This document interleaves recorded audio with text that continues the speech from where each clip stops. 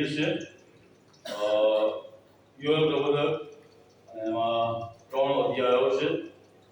બહુ નાનું પુસ્તક છે પણ બહુ મોટી વાતો આપણને શીખવી જાય છે, અને એના માટે ખાસ લોકોનો આભાર માનીએ છીએ.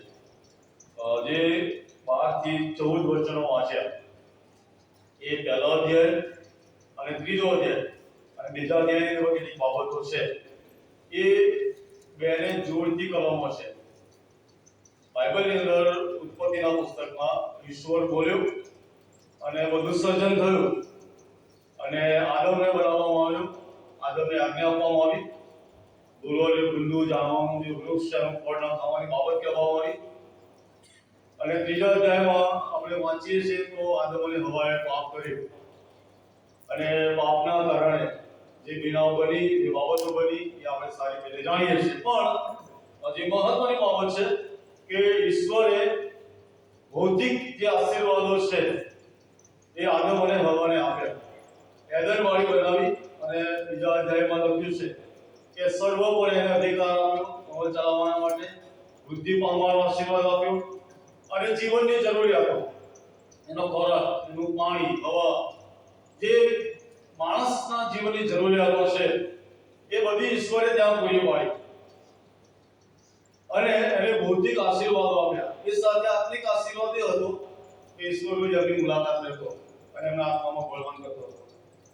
પ્રશ્ન બન્યો, અને ઈશ્વરની આજ્ઞા તોડવામાં ફૂટી આદમ અને હવાએ એદન વાળી છોડવી પડી. ભૌતિક જે આશીર્વાદો હતા એ હવે કરતા રહ્યા છે, અને આદમને શું કહેવામાં આવ્યું કે તું મજૂરી કરીશ, પરસેવો પાડીશ, અને એ શ્રાપ એની પર આવ્યો. અત્યાર સુધી પરસેવો નહોતો પાડવાનો, બધું તૈયાર હતું. ઈશ્વરે એ ભૌતિક તમામ પ્રકારના આશીર્વાદો એ આદમ અને હવાને આપ્યા હતા. પાપ આવ્યું, અને પાપના કારણે એ આશીર્વાદો જતા રહ્યા. આધ્યાત્મિક આશીર્વાદ જતા રહ્યા, ઈશ્વરની સંગત જતી રહી. વર્ષો પછી પ્રભુ ઇબ્રાહીમને કહે છે કે હું તારા વંશજોને કનાન દેશ આપીશ. તમે જુઓ, જે ભૌતિક આશીર્વાદ એદનવાળીમાં હતો એ પાપના કારણે ચાલ્યો ગયો. વર્ષો પછી પ્રભુ ઇબ્રાહીમને પ્રોમિસ આપે છે, અને મૂસાને કહે છે ગંડાની અંદર કે દૂધ અને મધથી રેલમ-છેલમ વાળો દેશ, જે ફળદ્રુપ દેશ હતો, અને પુષ્કળ આશીર્વાદો અને પુષ્કળ જરૂરિયાતો, જે ભૌતિક બાબતો હતી એ ત્યાં હતી. અને ઈશ્વર ફરી એકવાર એ જે ભૌતિક આશીર્વાદ ચાલ્યો ગયો છે, અને અત્યારે મિસરીમાં ગુલામીમાં છે, ત્યાંથી પ્રભુ એને ફરી એકવાર એ ભૌતિક આશીર્વાદ તરફ લઈ જઈ રહ્યો છે, કનાન દેશ તરફ લઈ જઈ રહ્યો છે. અને કનાન દેશ તરફ જાય છે ત્યારે આધ્યાત્મિક રીતે પણ તેઓ વધુ મજબૂત બને એ માટે આજ્ઞાઓ પણ આપવામાં આવી. અને બાઇબલમાં વાંચીએ છીએ યશાયા, યર્મિયા, હિજકિયા, પ્રબોધક, અને બધા જે નાના પ્રબોધકો છે એ તમે જો આનો અભ્યાસ કરશો તો વારંવાર ગુલામીમાં જવું પડ્યું. રાજાઓ એમની પર ચડાઈ કરી, એમને ગુલામ બનાવ્યા. દાનિયેલ પ્રબોધક અને એના સાથી મિત્રો બીજા ઘણા બધા, અને બાઇબલમાં એના વિશે પણ સારી રીતે જાણીએ છીએ. 70 વર્ષમાં બાઇબલનું રાજ્ય આવ્યું. દૂધ અને મધથી રેલમ-છેલમ વાળો દેશ પ્રભુએ આપ્યો, પણ ફરી પાછું એ આદમનો સ્વભાવ અનાટકીપણું આવ્યું, અને એના કારણે પછી પાછું ગુલામીમાં બીજા લોકોના શાસન હેઠળ આવવું પડ્યું. ઈશ્વરનો કોપ એમની પર ઉતર્યો, અને આ બધી બાબતો ચાલતી જ રહી. અને પ્રભુ ઈસુ ખ્રિસ્તનું આગમન, અને ખ્રિસ્તે પ્રમાણે કહ્યું પૃથ્વી પર જે માનવની આપણને જરૂર છે, આથી સુવાર્તામાં પ્રભુ ઈસુ ખ્રિસ્તે કહ્યું પ્રથમ તમે તેના રાજ્યને અને તેના ન્યાયપણાને શોધો, એટલે બધા પાના તમને આપવામાં આવશે. એટલે પ્રભુ તરફથી, ખ્રિસ્ત તરફથી ફરી પાછું આપણને ભૌતિક આશીર્વાદોની વાત કરવામાં આવી. આધ્યાત્મિક અને ભૌતિક જરૂરિયાતો. અને થોડા સમય પહેલા આપણે સભા શિક્ષકમાંથી જોયું કે જે કંઈ પણ આપણી પાસે છે એ બધું ઈશ્વર તરફથી મળેલી ભેટ છે. અને આ બધું હોવા છતાંય પાપના કારણે કેટલીક બધી વસ્તુઓ આપણે ગુમાવી દઈએ છીએ, અને એના કારણે જીવનની અંદર એ ગુમાવીએ છીએ. આ પૃથ્વી પરની વાત થઈ. પણ મરણ પછી પ્રભુ શરૂઆતમાં જે શાસ્ત્ર ભાગ વાંચ્યો પ્રકટીકરણ 21મો અધ્યાય, અને ત્યાં એવું કહેવામાં આવ્યું છે કે પહેલું આકાશ અને પૃથ્વી અને નવી પૃથ્વી આકાશમાંથી ઉતરી યરુશલેમ કન્યાની જેમ શણગારવામાં આવી અને સમુદ્ર તો હવે છે જ નહીં. આ જે વાત છે એ આપણને અનંતકાલિક જીવનની વાત છે. એટલે ઈશ્વર શરૂઆતથી જ એવું ઈચ્છે છે આદમ અને હવા માટે કે માણસ એ જે ભૌતિક આશીર્વાદો છે એ મારા તરફથી અમને આપવામાં આવ્યા છે એ પ્રાપ્ત કરે, એને મેળવે અને એ સાથે મારી આધીનતા જે છે સ્વીકારે અને મારા માર્ગોમાં ચાલે. અને હું એમને છેક પૃથ્વી પર તો કરું જ, પણ પૃથ્વી પરના જીવન પછી અનંતકાલિક જે અનંત જીવન જેને આપણે કહીએ છીએ એ આશીર્વાદ સુધી આપણને પ્રભુ લઈ જવા માંગી રહ્યો છે. અને એ જે બાબતો છે નાશ પામવું, ઈશ્વરનો કોપ આવવો અને પછી પસ્તાવો કરવો અને પ્રભુ આશીર્વાદ આપે. અને એ જ બાબત અહીંયા ઘડી જોય પ્રબોધક એ આપણે સમજાવે છે. યોગ પ્રબોધક એવું કહેવાય છે કે લગભગ ઈસવીસન પૂર્વે 700 થી 800 ની આજુબાજુમાં આ પુસ્તક લખવામાં આવ્યું. અને બાઇબલમાં ઘણા બધા યોગ છે, પણ એને શરૂઆતમાં એવું લખ્યું છે કે પથુએલનો દીકરો. અને આ જે યોએલ છે એક ભવિષ્યવાણી કરે છે, ભવિષ્યવક્તા છે અને એ યહૂદીઓ માટે ભવિષ્યવાણી કરે છે. અને જે ભવિષ્યવાણી કરે છે એમાં જે મહત્વની બાબત છે કે જ્યારે પૃથ્વી પર આપણે જીવન જીવીએ છીએ અને પૃથ્વી પરના જીવનમાં દરેકને કંઈક ને કંઈક પ્રશ્ન છે. કોઈ પણ માણસ પૃથ્વી પર એવું નથી કે એને પ્રશ્ન ના હોય.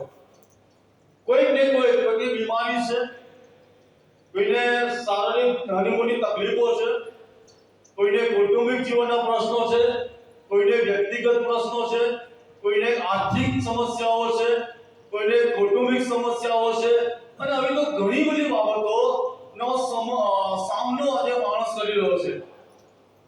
અને ઈશ્વર આજે જે બાબત તમને અને મને જે આશીર્વાદનો ભાગ સ્વરૂપ આપવા જઈ રહ્યો છે કે પ્રભુ આપણી એ બધી જે પરિસ્થિતિ છે એને બદલી નાખવા માંગે છે. જે બાબતોનો આપણે સામનો કરી રહ્યા છે, જે મેડિકલ રિપોર્ટ આપણા ખરાબ આવ્યા છે, જેના કારણે આપણે ચિંતિત છે, પ્રભુએ આપણા મેડિકલ રિપોર્ટ બદલી નાખવા માંગે છે. આપણે જે ગુમાવ્યું છે, કોઈ કારણોસર એવી ઘણી બધી બાબતો છે કે ગુમાવી દીધી છે, એ બધી ગુમાવેલી બાબતો પ્રભુ આપણને પાછી આપવા માંગે છે. આપણા નાણાં જે જતા રહ્યા છે એને પ્રભુ પાછા આપવા માંગે છે. આપણા સંબંધો જે તૂટી ગયા છે એને પ્રભુ જોડવા માંગે છે.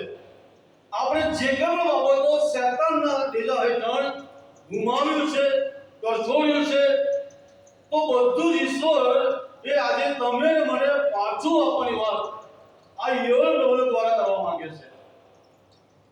અને એટલા માટે જ્યારે જે શાસ્ત્રો વાંચવામાં આવ્યો એનો જો 3 અધ્યાયોનો આપણે અભ્યાસ કરીએ તો શરૂઆતમાં જ એને બીજી કલમમાં કહે છે, પહેલો અધ્યાય બીજી કલમથી કે હે વૃદ્ધ પુરુષો સાંભળો, દેશના સર્વ રહેવાસીઓ તમે કાન દો. આ તમારા વખતમાં બન્યું છે કે તમારા પૂર્વજોના વખતમાં. તમારા છોકરાને એ કહી સંભળાવો, તમારા છોકરા તેઓના છોકરાઓને ને તેઓના છોકરા તેઓની પછીની પેઢીને એ કહી સંભળાવે. જીવડાઓએ રહેવા દીધેલું તીડો ખાઈ ગયા છે, અને તીડોએ રહેવા દીધેલું કાતરાઓ ખાઈ ગયા છે, અને કાતરાઓએ રહેવા દીધેલું ઈયળો ખાઈ ગઈ છે. આ વિનાશની વાત, પાયમાલીની વાત. ખેતી કરી છે, 3, 4, 5 મહિના મેં સતત મજૂરી કરી છે, મહેનત કરી છે, વરસાદ પડ્યો નહીં અને ઘણા બધાનો પાક બગડી ગયો. ખેડૂતો નિરાશ અને હતાશ થઈ ગયા. કોઈનો કેરીનો પાક બગડ્યો, કોઈનો બાજરીનો પાક બગડ્યો. અને કમોસમી વરસાદના કારણે ખેડૂતોએ બહુ મોટી બાબતોનો સામનો કરવો પડ્યો. એમનું નુકસાન એમણે વેઠવું પડ્યું. એટલે જે ખેતીવાડી કરે છે એમને એ દુઃખની અને એ જે તકલીફો પડે છે એની ખબર પડે. 3-4 માસ સુધી ઉનાળામાં કાળી મજૂરી કરી અને પાક તૈયાર કર્યો હોય અને પછી વરસાદ આવે ને બધું ખતમ થઈ જાય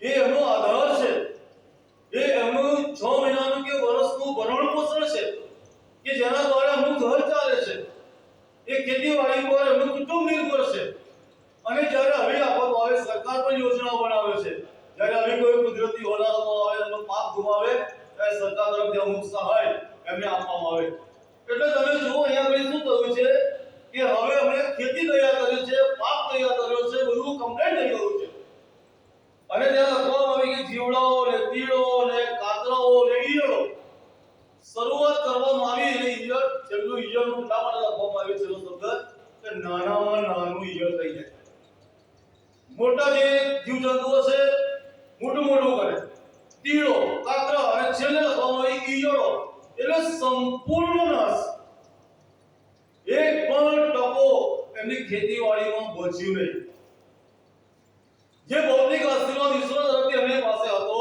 ત્યાં લખવામાં આવ્યું છે કે જે ઈયળ સુધી બધું ખાઈ ગયું એમને આર્થિક ફટકો પડ્યો પાયમાલી આવી ગઈ ભૌતિક આશીર્વાદ ચાલે ગયો હર્ષ કરતા હશે આનંદ કરતા હશે કે આપણે કાપણી લોણીશું અને ઘરે લાવીશું અને આપણે 6 મહિના કે વર્ષ એ આપણા માટે બહુ આશીર્વાદિત રહેશે પણ ત્યાં ઘડી જોઈએ છે કે બધું જ ખતમ થઈ ગયું છે વિનાશ આવ્યો છે અને પાયમાલી થઈ ગઈ છે 5મી કલમથી આગળ વાંચીએ 6ઠી કલમથી કેમ કે બળવાન પ્રજા જેના માણસો અસંખ્ય છે તે મારા દેશમાં ચડી આવી છે તેના દાંત સિંહોના દાંત જેવા છે ને તેને મોટા સિંહના જેવી દાઢો છે તેણે મારો દ્રાક્ષાવેલો વરસાડ્યો છે ને મારી અંજીરી છોડી નાખી છે ને તેણે છેક પોળી કરીને તેને પાડી નાખી છે તેની ડાળીઓ ને દોડી કરી નાખી છે હવે અંજીર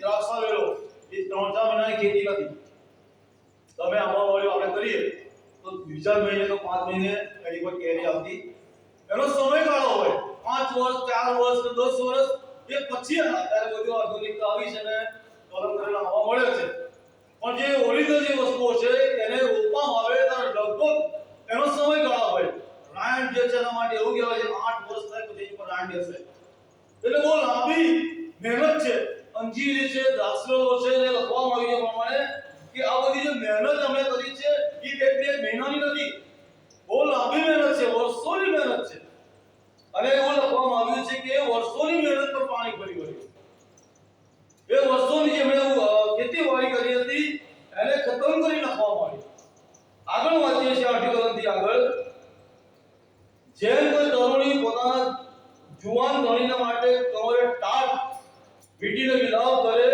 તેમ તું વિલાપ કર હગારપણો તથા પિયરપણો યહોવાના મંદિરમાં બંધ પડી ગયા છે યહોવાના સેવક યાજકો સૌ કરે 10મી કલમ ખેતરોને ખેદાન મેદાન કરી નાખવામાં આવે છે ભૂમિ સૌ કરે છે કેમ કે અનાજનો નાશ થયો છે નવા દ્રાક્ષારસ સુકાઈ ગયા છે તેલ સુકાઈ ગયું છે હે ખેડૂત અમે લજ્જિત થાઓ એટલી બધી ભયંકર સ્થિતિ આવે છે કે હવે પ્રભુના મંદિરમાં પિયરપણો ખાદારપણો પણ નથી લાવી શકતા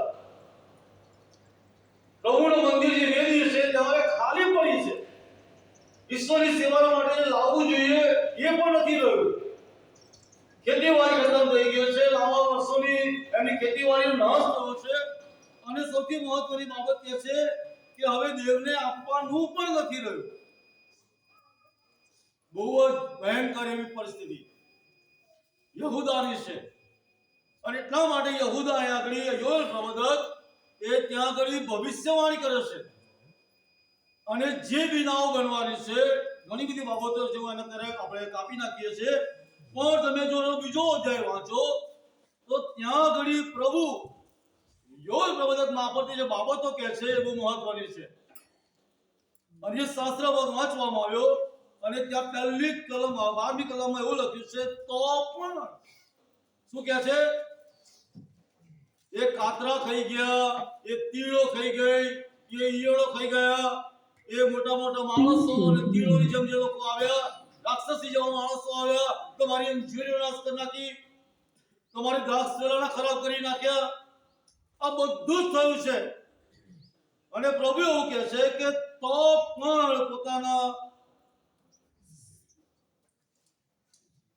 પણ યહોવા કહે છે કે અત્યારે તમે તમારા ખરા અંતઃકરણથી તથા ઉપવાસ, રુદન અને વિલાપ સહિત મારી પાસે પાછા આવો. ત્યાં તમે જો વાંચશો પેલો અધ્યાય આખો, તો ક્યાંય ઇઝરાયલના પાપની વાત કરવામાં આવી નથી. એમના પાપના પ્રકાર કહેવામાં નથી આવ્યા. તમે વિચારો પુસ્તકો વાંચો તો કહેવામાં આવ્યું છે કે તમે મૂર્તિ પૂજા કરી, તમે આ કરી, તમે પેલું કર્યું. પણ અહીંયા ઘડી યોએલ પ્રબોધક એમના વિનાશની વાત કરે છે, એમના ફાઇનલની વાત કરે છે, ઈશ્વર દ્વારા જે શિસ્ત એમના પર આવી છે એની વાત કરે છે. અને પછી આગળ કહે છે 12મી કલમમાં, તો પણ જો તમારા જીવનમાં આટલી બધી બાબતો બની છે, શરૂઆતમાં જે કહેવામાં આવ્યું, કૌટુંબિક પ્રશ્નો, ઘણું બધું ગુમાવ્યું છે, માંદગી છે, બહુ મોટી બીમારીઓ છે, આપણે એને પહોંચી વળતા નથી, દવાના માટે આપણી પાસે નાણાં નથી, બધું જ ગુમાવ્યું છે. છતાંય પ્રભુ આજે આપણને બધું પાછું આપવાને માટે તૈયાર થયો છે. એ બધું રિકવર થાય, એ બધું આપણને પાછું મળે. અને એટલા માટે અહીંયા પ્રભુ કહે છે કે તો પણ યહોવા કહે છે કે અત્યારે તમે તમારા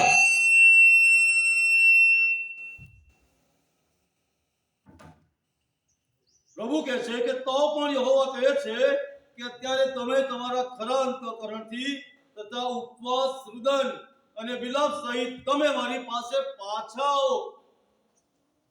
જો બધું રિકવર કરવું છે, જો બધું પ્રાપ્ત કરવું છે અને બધા જ આશીર્વાદો પાછા પ્રાપ્ત કરવા છે, તો પ્રભુ આજે આપણને એવું કહે છે કે પાછા આવો, પાછા આવો, પ્રભુની પાસે પાછા આવો, પસ્તાવો કરો, તમારા વસ્ત્રો નહીં, પ્રભુ કે તમારા હૃદયોને ફાળો. અને એટલા માટે પ્રભુ આજે આપણને બધું પાછું આપવા માંગે છે, બધું રિકવર કરવા માંગે છે. આપણે જે ગુમાવ્યું છે, સમય, નાણાં, શક્તિ, બધું એ પ્રભુ આજે આપણને પાછું આપવા માંગે છે. પણ એ પહેલા પ્રભુ તમને મને શરત મૂકે છે કે તમે એની પાસે આવો, ઓ વૈતરું કરનારાઓ તથા ભારથી હૃદયરાઓ, તમે સગા મારી પાસે આવો, હું તમને વિસામો આપીશ. એ પ્રભુ કહે છે કે હું તમારો પાળક બનીશ. એ પ્રભુ કહે છે કે હું તમારો દોરનાર બનીશ. એ પ્રભુ કહે છે કે હું તમને સાજાપણું આપીશ. એ પ્રભુ કહે છે કે હું તમને પાછું વાળી આપીશ. એ પ્રભુ કહે છે કે આકાશની મોરે ખોલી નાખીશ. એ પ્રભુ કહે તારા પાપ કરીશ, તારા રોગ મટાડીશ. કેટલા બધા આશીર્વાદો. પણ એ ક્યારે છે કે બાઇબલ કહે છે પ્રમાણે કે પ્રભુની પાસે આપણે પાછા આવવાની વાત બાઇબલ આપણે કહે છે. જ્યાં સુધી પસ્તાવો, હૃદયને ફાળવું, આ બધી જે બાબતો છે, જ્યાં સુધી વાલા સાથીઓ એ આપણા જીવનમાં એને અમલમાં નહીં લાવીએ, ત્યાં સુધી વાલા સાથીઓ જે ગયેલું છે, ગુમાવેલું છે, પાછું નહીં પ્રાપ્ત થાય. પ્રભુ તો આપવા રેડી છે, પ્રભુ પૂરેપૂરું ભરપૂરીપણામાં આપવા રેડી છે.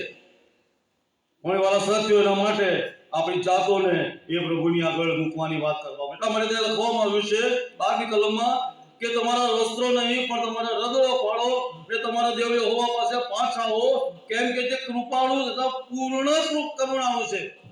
બીજી વાર લખ્યું છે કે તે કૃપાળુ અને પૂર્ણ કરુણાળુ, કોપ કરવામાં ધીમો અને દયાનો સાગર છે. મારા વાલા પ્રિય સાથી ભાઈઓ, યોએલ પ્રબોધક બંને પરિસ્થિતિ આપણી આગળ મૂકે છે. વિનાશ, પાયમાલી, શિસ્ત, પણ સાથે રસ્તો બતાવે છે.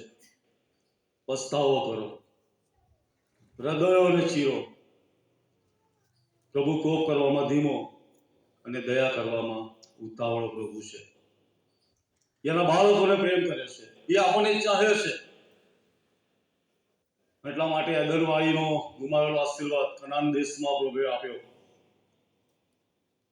પણ છતાંય પાપ. અને છેલ્લે પ્રભુ કહે છે કે અનંત જીવનનો આશીર્વાદ, હું એનો બાપ થઈશ, એ આપણો પિતા થશે, અને અનંતકાલિક જીવન પ્રકટીકરણ 21મા અધ્યાયમાં લખ્યું છે પ્રમાણે એ પ્રભુ આપણને આપશે. એટલે પૃથ્વી પરની આપણી જે મુસાફરી છે, પૃથ્વી પરનો આપણો જે સમયગાળો છે, એ બધા જ સમયગાળામાં જ્યારે ઈશ્વરને સંપૂર્ણ રીતે આપણે આધીન બનીએ છીએ, ત્યારે પ્રભુ પ્રોમિસ આપે છે. અહીંયા લખવામાં આવ્યું છે 14મી કલમમાં, કોણ જાણે કદાચ તે પશ્ચાતાપ કરીને પાછો આવે ને તે પોતાની પાછળ આશીર્વાદ એટલે તમારા દેવ યહોવાને સારું ખાધાર પણ અને પિયાર પણ આવે. તમે જુઓ, બધું જ ખતમ થઈ ગયું છે, દેવને આપવા માટે કશું નથી રહ્યું. પણ જો પસ્તાવો કરે, કદાચ પસ્તાવો કરે પાછો આવે તો પ્રભુ દેવળમાં પ્રભુની વેદી સુધી લાવવાની વાત, આશીર્વાદની વાત પ્રભુ કરે છે. આગળ વાંચીએ આપણે 21મી કલમથી આગળની કલમોમાં. 18મી કલમથી જોઈએ, બીજો અધ્યાય 18મી કલમ. ત્યારે યહોવાએ પોતાના દેશ માટે લાગણી થઈ. પહેલો શબ્દ શું લખ્યો છે કે યહોવાને પોતાના લોક માટે, પોતાના દેશ માટે લાગણી થઈ ને તેને પોતાના લોક પર દયા આવી. યહોવાએ ઉત્તર આપ્યો ને પોતાના લોકને કહ્યું કે જુઓ, હું તમને અનાજ, દ્રાક્ષરસ તથા તેલ મોકલી આપીશ ને તમે તેમાંથી તૃપ્ત થશો. હું હવે પછી કદી પણ તમને વિદેશીઓમાં નિંદા પાત્ર કરીશ નહીં, પણ હું ઉત્તરના સૈન્યને તમારાથી ઘણે દૂર કરી હાંકી કાઢીશ ને હું તેને ઉજ્જળ તથા વેરાન દેશમાં હાંકી કાઢીશ.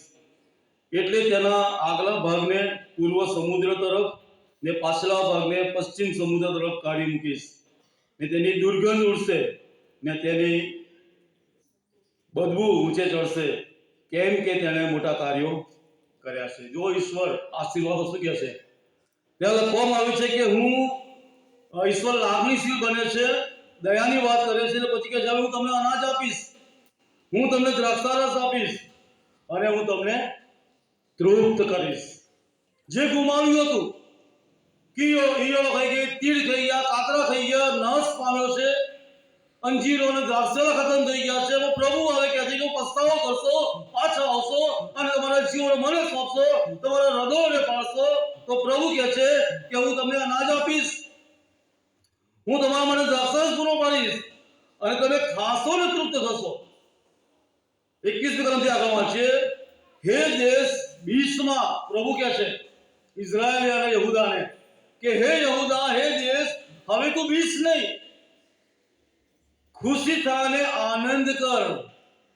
હર્ષ જતો રહ્યો હતો, આનંદ છીનવાઈ ગયો હતો, મુશ્કેલીઓ, પ્રશ્ન, માંદગી એવી બાબતોના કારણે કુટુંબમાંથી એ આનંદ લોપ થઈ ગયો હતો. પણ હવે પ્રભુ કહે છે કે બીસમાં ખુશી થા અને આનંદ કર, કેમ કે યહોવાએ મહાન કાર્યો કર્યા છે. 22મી કલમ કહે હે વંચર પશુઓ, તમે બીસોમાં, કેમ કે વનમાંના ચારા ફૂટી નીકળશે, વૃક્ષોને ફળ આવ્યા છે, અંજીરીઓને તથા દ્રાક્ષેલાઓને સારો ફાલ આવ્યો છે. એ માટે હે સિયોનના પુત્રો, આનંદ કરો ને તમારા દેવ યહોવામાં હરખાઓ, કેમ કે તે તમને આગલો વરસાદ જોઈએ તેટલો આપે છે ને તે તમારે સારો વરસાદ એટલે આગલો તથા પાછલો વરસાદ પહેલાની માફક વરસાવશે. દુકાળની સ્થિતિ થઈ ગઈ, વરસાદ બંધ થઈ ગયો. એવું કહેવાય છે કે નવેમ્બર અને ઓક્ટોબરમાં વરસાદ પડે અને પછી ખેતી કરવામાં આવે, પણ અહીંયા કહે છે કે પહેલો વરસાદ જેવો મેં આપ્યો હતો એવો જ વરસાદ હવે પછી પણ હું આપીશ અને તમારા પાક પછી પાછા ખીલી ઉઠશે, તમારી અંજીરીઓ અને તમારી દ્રાક્ષીઓ અને બધું ફરી કમ્પ્લીટ થઈ જશે. આ બધું ક્યારે બન્યું કે જ્યારે 12 થી 14 કલમો પર યહૂદાએ પોતાનું ધ્યાન દોર્યું. યહૂદાએ એ વચનો પર વિશ્વાસ કર્યો, એ પ્રભુની પાસે આવ્યો, એ પસ્તાવો કર્યો, એણે પોતાનું હૃદય ફાડ્યું અને દેવ કરુણા છે એને સમજ્યો અને આ બધું જ્યારે એણે કર્યું ત્યારે ઈશ્વર એમને કહે છે કે હવે પછી હું તમને આશીર્વાદ આપીશ. 24મી કલમમાં ખડીઓ ઘઉંથી ભરાઈ જશે. જુઓ, ખડીઓ હવે ઉણપ નહીં રહે, તમે જે ગુમાવ્યું છે એનાથી વિશેષ પ્રભુ આપશે. તમારી ખડીઓ, ઘઉંની જે ખડીઓ છે ઉભરાઈ જશે, ભરાઈ જશે. બાઇબલ કહે છે 23મા અધ્યાયમાં ગીતશાસ્ત્રની અંદર કે મારો પ્યાલો ઉભરાઈ જાય છે. ઈશ્વર તમારો મારો પ્યાલો ઉભરાઈ નાખે એટલા બધા આશીર્વાદ આપવા માંગે છે. એટલા માટે લખવામાં આવ્યું 24મી કલમમાં કે ખડીઓ ઘઉંથી ભરાઈ જશે અને કુંડોમાંથી દ્રાક્ષારસ તથા તેલ ઉભરાઈ જશે. છલોછલ પ્રભુ આપી દેશે. 1000નું ગુમાવ્યું છે, પ્રભુ 10,000નું આપશે. ઘણી બધી બાબતોના સંબંધમાં અને આપણે આપણા જીવનમાં લાગુ કરી શકીએ છીએ. જ્યાં જ્યાં આપણે જે ગુમાવ્યું છે, જ્યાં જ્યાં આપણે જે વિનાશનો આપણે અનુભવ કર્યો છે, જ્યાં જ્યાં આપણે પોતે વ્યક્તિગત પાયમાલીનો અનુભવ કર્યો છે, તમે તમારું વ્યક્તિગત જાણો છો તમે શું ગુમાવ્યું છે, તમે શું તરછોડ્યું છે, શેતાને તમારી પાસે શું છીનવી લીધું છે. અયુબના વિશે આપણે જાણીએ છીએ, બરાબર ને? અયુબ ન્યાયી, પ્રમાણિક, ઈશ્વર ભક્ત, પ્રભુમાં ચાલનારો, શેતાનની યહોવા સાથે વાતચીત અને પછી એની પાયમાલી, એની ભૌતિક બાબતો બધી છીનવાઈ ગઈ, ઇવન આ બાળકો પણ તમે જુઓ છે પ્રભુને આધીન એના મિત્રો એની સાથે વાતચીત કરતા હતા અને ઘણી બધી વાર ભટકાવવાના પ્રયત્નો કર્યા છે, છતાંય જ્યારે અયુબ એ પ્રભુને આધીન રહ્યો, છેક સુધી વિશ્વાસ રહ્યો, એના શરીરે એનો સાથ છોડી દેવાની તૈયારી હતી, ગુમડા અને દીકરાથી ઘસતો હતો પોતાની જાતને, રાખમાં બેઠો હતો, એની સ્ત્રી એને છોડી દેતી હતી, તારા દેવને શ્રાપ દઈને મરી જા. છતાંય અયુબ જ્યારે પ્રભુને વિશ્વાસ રહ્યો, ત્યારે અયુબ 42 અધ્યાયમાં આપણે વાંચીએ છીએ કે પ્રભુ એને બહુમણું આપ્યું. ઘણા બધા આશીર્વાદો પ્રભુએ આપણે બાઇબલ કહે છે કે જે બાળકો એને જન્મ્યા એવા બીજા સુંદર બાળકો કોઈ ન હતા. પ્યાલો ભરાઈ જાય એટલો મોટો આશીર્વાદ, ઘઉંની ખડીઓ ભરાઈ જાય એટલો મોટો આશીર્વાદ, દ્રાક્ષાના તેલથી આપણા પ્યાલા ઉભરાઈ જાય એટલો મોટો આશીર્વાદ ઈશ્વર તમને અને મને આપવા માંગે છે. આજનો જે મારો મુખ્ય વિષય યાદ છે કે ઈશ્વર તમારે અને મારા માટે જે ગુમાવ્યું છે એ પાછું આપવાની તૈયારી એની પાસે છે. આપણી પાસે તૈયારી છે એને મેળવવા માટેની. પ્રભુ આજે પણ તમને મને બધું જ એ પરત આપવા જઈ રહ્યો છે. 25મી કલમમાં કહે છે કે તીડો, કાતરાઓ, ઈયળો તથા જીવડાઓની મોટી ફોજ જે મેં મારા તરફથી તમારામાં મોકલી હતી તે જો વર્ષોનો પાક ખાઈ ગયા છે તેનો બદલો હું તમને વાળી આપીશ. વર્ષોની વાત કે છે આગળ, વર્ષો પહેલા જે ગુમાવ્યું છે એ પ્રભુ કહે છે હું એનો સમયગાળાનું બધું પાછું વાળી આપીશ. કેટલો દયાળુ અને કૃપાળુ પ્રભુ કે તમને અને મને મારા વાલા સાથીઓ મળ્યો છે. 26મી કલમમાં કહે છે તમે પુષ્કળ ખાઈને તૃપ્ત થશો ને તમારો દેવ યહોવા જે તમારી સાથે આશ્ચર્યકારક રીતે વર્ત્યો છે તેના નામની તમે સ્તુતિ કરશો ને મારો લોક કદી લજ્જિત થશે. અત્યાર સુધી લજ્જિત થઈ ગયા છે, આપણું અપમાન થઈ ગયું છે, ઘણી બધી બાબતો આપણા જીવનમાં સામનો કરવો પડ્યો છે, પણ પ્રભુ કહે છે કે હવે તમે લજ્જિત થશો નહીં. અને છેલ્લી કલમ 27માં કહે છે ત્યારે તમે જાણશો કે હું ઇઝરાયલમાં છું ને હું તમારો દેવ યહોવા છું ને બીજો કોઈ નથી અને મારા લોક કદી લજ્જિત થશે નહીં. બહુ જ મહત્વની બાબતો આજે સવારે ઈશ્વર વાળા સાથીઓ એ તમને મને સમજાવી રહ્યો છે. આપણે ગમે તેટલું ભલે ગુમાવ્યું હોય, આપણી પાસે ભલે ગમે તેટલું જતું રહ્યું હોય, આજે પ્રભુ આપણને બધું જ પાછું આપવા માંગી રહ્યો છે. મોડું થાય એ પહેલા, પાણી ઢોળાઈ જાય એ પહેલા, હાથમાંથી સમય ચાલ્યો જાય એ પહેલા આજે પ્રભુ તમને મને એ આહવાન આપી રહ્યો છે, પડકાર આપી રહ્યો છે. આપણા જીવનો સંબંધી વાળા સાથીઓ આજે આપણે એ વિચાર કરીએ. એ આનંદ લુપ્ત થઈ ગયો છે, જે વિનાશ થયો છે પ્રભુ બધું પાછું આપશે. ભૌતિક બાબતો જતા રહ્યા છે પ્રભુ પાછા આપશે. આધ્યાત્મિક બાબતોથી આપણે દૂર ચાલ્યા ગયા છે, પસ્તાવો કરીશું તો પ્રભુ વાળા સાથે આપણે એવું કહે છે 28 કલમમાં ત્યાર પછી એવું થશે કે હું સર્વ મનુષ્ય પર મારો આત્મા રેડી દઈશ. આધ્યાત્મિકતાની વાત, ભૌતિક બાબતો પ્રભુ પાછી આપશે જ, પણ સાથે એવું કહે છે કે હું તમારા પર મારો આત્મા રેડી દઈશ. અને આગળ કહે છે કે તમારા જુવાનોને સંદર્શન થશે અને વૃદ્ધોને સ્વપ્નો આવવા લાગશે. આ બધું જ ઈશ્વરે તમારા અને મારા માટે કર્યું છે. એ આશીર્વાદ તમારા મારા માટે મોકલી આપ્યો છે. ત્યારે આજે સવારે આપણા જીવન સંબંધી વાળા સાથીઓ આપણે વિચાર કરીએ. ઈયળ પ્રબોધક આજે તમને અને મને આહવાન આપી રહ્યો છે, પડકાર આપી રહ્યો છે, એ બધું મેળવવાના માટે, એ બધું પ્રાપ્ત કરવાના માટે. એના માટે રસ્તો બતાવ્યો, પસ્તાવાનો, હૃદય ફાળવવાનો અને પ્રભુની પાસે આવવાનો. અને જ્યારે પ્રમાણે કરીએ છીએ ત્યારે વાળા સાથે ચોક્કસ ઈશ્વર આપણને આશીર્વાદો આપશે. આજે એવી પેઢીમાં આપણે જીવી રહ્યા છે કે જેને ઈશ્વર કરતા બીજી ઘણી બધી બાબતોમાં રસ છે. એવી ઘણી બધી બાબતો છે કે જેમાં ઈશ્વર કરતાં એને પ્રથમ પ્રાધાન્ય આપવામાં આવી રહ્યું છે. આપણા જુવાન દીકરા દીકરીઓ હોય કે કોઈ પણ હોય, એવી ઘણી બધી બાબતો છે કે જ્યાં ઈશ્વરને બીજા સ્થાન ઉપર મૂકી દેવામાં આવ્યો છે અથવા એને નકારી કાઢવામાં આવ્યો છે. મારા વાલા પ્રિય સાથી ભાઈઓ બહેનો, જો ઈશ્વરને નકારીશું તો ઈશ્વર કહેશે હું ઓળખતો નથી. ઈશ્વર આપણને પણ નકારશે. દયાળુ છે, કૃપાળુ છે, ઘણી પેઢીઓ પર કૃપા કરે છે, પણ ક્યારે? કે જ્યારે આપણે પૂરેપૂરા એની સાથે અટેચમેન્ટમાં રહીએ છીએ, જોડાયેલા રહીએ છીએ, એને આધીન બનીએ છીએ, ત્યારે પ્રભુ આજે યોગ બીજો અધ્યાય અને 18 થી લઈને 28મી કલમ સુધીના આશીર્વાદો છે એ પ્રભુ વાળા સાથીઓ આપણને આપશે. આજે સવારે પ્રભુનું વચન તમને અને મને આહવાન આપી રહ્યું છે. ચર્ચમાં આપણે આવીએ છીએ નહીં, કપડાની વાત કરવા માંગુ છું. મેં કહ્યું કે કોણ પ્રથમ છે. ઘણી બધી વાર એવા કપડાં પહેરીએ કે જ્યાં આપણી જાત લોકોને જોવે, ઈશ્વરને મહિમા હોતો નથી.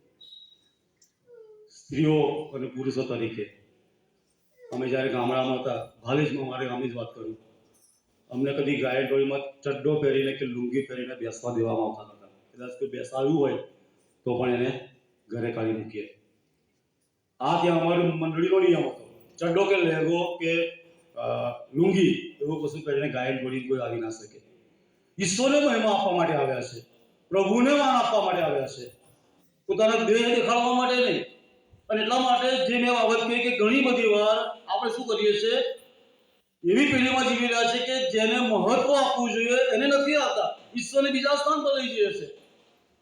બધી બાબતોમાં માન હોય, કપડા હોય, ખાવા પીવાની બાબત હોય, સમાજની બાબત હોય કે પછી અન્ય કોઈ પણ બાબત હોય, આગેવાનીની બાબત હોય, ત્યાં બધી જગ્યા પર ઈશ્વર બીજા સ્થાન પર આવે છે, ત્યારે બધું ગુમાવીએ છીએ. આશીર્વાદ જતો રહે છે. પણ જ્યારે ઈશ્વર પ્રથમ સ્થાને હશે ત્યારે બધું જ વાલા સાથીઓ ઈશ્વર આપણા જીવન માટે સારું કરશે. છેલ્લી કલમો વાંચીને આપણે બંધ કરીશું અને રોમન તેનો 13મો અધ્યાય અને 11 થી આગળ વાંચીએ. ત્યારે 11મી કલમમાં એવું લખ્યું છે, અને સમય જાણીને હવે ઊંઘમાંથી જાગવાનો સમય આવી ગયો છે. હવે સમય પાકેલો, દેવનું આગમન નજીક છે. આ યુગ બધા એવું કહે છે કે સૂર્ય અને ચંદ્ર અંધકાર થશે. માથીની 24મા અધ્યાયમાં જે બાબતો લખી છે, એટલે સમય આવી ગયો છે. અને સમય આવ્યો મારે કે સમય જાણીએ તો હવે ઊંઘમાંથી જાગવાનો સમય આવી ગયો છે. કારણ કે જ્યારે આપણે વિશ્વાસ કર્યો ત્યારે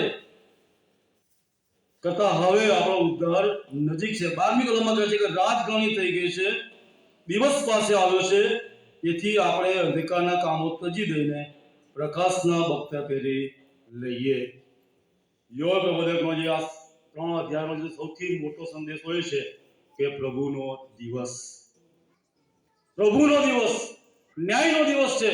આનો સૌથી મેઇન ઉદ્દેશ આજે 3 અધ્યાય લખ્યા છે, એમાં સૌથી મહત્વની બાબત છે કે પ્રભુ દિવસનો વાંચજો લખેલું છે. અત્યારે તો કલમ વાંચતા નથી, પણ કહેવાનો મતલબ છે કે ન્યાયનો દિવસ છે અને પ્રભુનો દિવસ છે.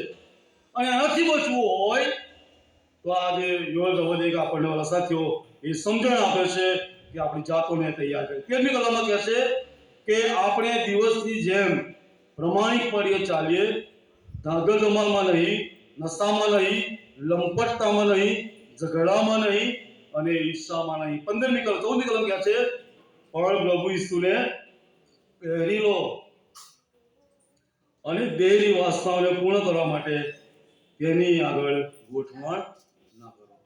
આજે સવારે ભલા સાથીઓ ઈશ્વરનું વચન એ આપણી પાસે આવે છે. ઈશ્વરની પાસે વિપુલતામાં પુષ્કળતાનો આશીર્વાદ છે. પુષ્કળતાની બાબતો વાલા સાથીઓ આપણા પ્રભુની પાસે છે. પણ જ્યારે વાલા સાથીઓ આપણે ઈશ્વરથી દૂર જ રહીએ છીએ ત્યારે બધું ગુમાવીએ છીએ, બધું ગુમાવીએ છીએ. પણ પ્રભુ આજે તમને અને મને એ બધું રિકવર કરવા માટે કહી રહ્યો, વચન આપી રહ્યો છે, પ્રોમિસ આપી રહ્યો છે. બધું પ્રભુ તમને પાછું આપવા માંગે છે. આ વચનો આજે પ્રભુ તમારા મારા જીવન માટે ખૂબ જ આશીર્વાદિત સમય બનાવ્યો. પ્રાર્થનામાં જઈએ અને આપણા મસ્તકો પ્રભુની આગળ નમાવીએ અને મેજરભાઈ ખાસ પ્રાર્થના કરીએ. પ્રભુ, અમે તમારો આભાર માનીએ છીએ, તમારા નામને ધન્યવાદ આપીએ છીએ. જે વચનો તમે અમારી મધ્ય મૂક્યા છે, જે વર્ષોથી અમે ગુમાવ્યું છે, એ આપવાને માટે પ્રભુ તમે તૈયાર છો, કારણ કે તમે આશીર્વાદો સામે લઈને આવનાર ઈશ્વર છો. પણ તે પહેલા તમે અમને જે વચનો આપ્યો છે કે પ્રભુ ખરા અંતઃકરણથી ઉપવાસ, રુદન અને વિલાપ સહિત અમે તમારી તરફ પાછા ફરીએ અને અમારા વસ્ત્રોને નહીં પણ અમારા હૃદયને ફાડે તમારી આગળ પસ્તાવા સહિત પ્રભુ અમારા જીવનોને મૂકી દઈએ. તમે જે ઈચ્છો છો, તમે જે માંગી રહ્યા છો એ પ્રમાણેનું અમારું જીવન જીવીએ, કારણ કે આત્મિક, શારીરિક, ભૌતિક અને અલગ અલગ આશીર્વાદો આપવાને માટે તમે મારા જીવન માટે તૈયાર છો. ત્યારે પ્રભુ આજે જે વચન તમે અમને આપ્યું છે તમારો દિવસ નજીક આવે પહેલા, એના માટે પ્રભુ તમે અમને તૈયાર કરો. આત્મિક જીવનના માટે પણ પ્રભુ તમે જે આશીર્વાદ રાખી મૂકેલો છે આપવા જઈ રહ્યા છો, પણ પ્રભુ તમે અમને જે કહી રહ્યા છો પાડવાને માટે પ્રભુ તમે અમારી સહાય અને મદદ કરો. એના માટે અમે કૃપા માંગીએ છીએ. અમારી મંડળી અને અમે જે ગુમાવ્યું છે આપવાને માટે તમે તૈયાર છો, પણ પ્રભુ અમે શું તૈયાર છે મેળવવાને માટે. પ્રભુ આજે જે વચનો તમે અમારી મધ્ય મૂક્યા છે પ્રભુ અમે તમારા નામને ધન્યવાદ આપીએ છીએ. ગુમાવેલું પાછું મેળવવાને માટે પૃથ્વી પરના જીવનમાં તમે અમારી સહાયની મદદ કરો. પ્રભુ અમે તમારી પાસે કૃપા માંગીએ છીએ. એ આશીર્વાદ અમારી મંડળીને તમે આપો, અમારી મંડળીને તમારામાં ઉચકો, એવી અમે પ્રાર્થના કરીએ છીએ. જેથી અમારા દીકરા દીકરીઓને પ્રભુ એ પ્રબોધ કરવાનો આશીર્વાદ મળે, એ સ્વપ્નો આવે અને પ્રભુ જુવાનોને અને બાળકોને તમારામાં આશીર્વાદિત બનાવો અને વૃદ્ધો અને વડીલોને તમારામાં આશીર્વાદિત બનાવો, કારણ કે સર્વને માટે તમે આશીર્વાદો રાખી મૂકેલા છે. મારા પ્રભુ અમે તમારી પાસે કૃપા માંગીએ છીએ. તમારો આત્મા રેડી દેવાને માટે તમે તૈયાર છો, ત્યારે અમારા હૃદયને અમે આજે ફાડીએ છીએ. તમે એનો સ્વીકાર કરો, અમારો સ્વીકાર કરો પ્રભુ. અમે તમારી આગળ નમ્યા છે, શૈતાનની સામા થઈ તમને આધીન જીવન જીવવાને માટે તમે અમારી સહાયને મદદ કરો. અમારી મંડળીને, અમારા જીવનોને તમારા પાસ આગળ મૂકતા પ્રાર્થના પ્રભુ ઈસુ ખ્રિસ્ત તમારા નામથી કરીએ છીએ, માટે સાંભળી અને તેનો સ્વીકાર કરો પ્રભુ. આપણે સૌ ઉભા થઈએ ને હવે હાલેલુયા આપણે ગાઈશું અને ત્યારબાદ અમીષાભાઈ આશીર્વાદ ઉચ્ચારશે ને તે થેન્ક યુ જીસસ આપણે course ગાઈશું.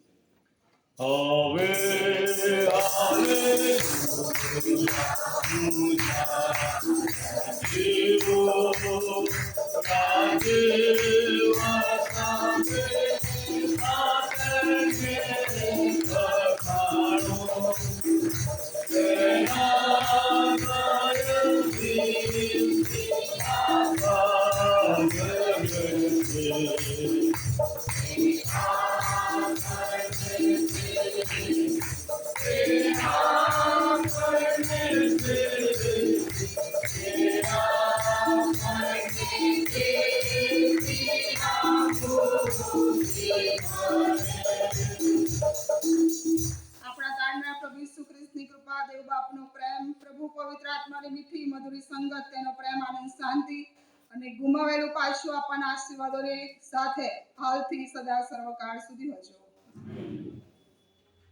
Thank you, Jesus. Thank you, Jesus.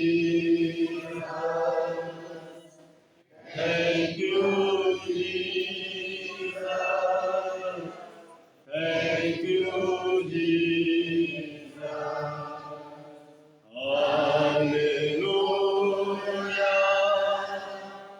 Hallelujah. Hallelujah. Hallelujah.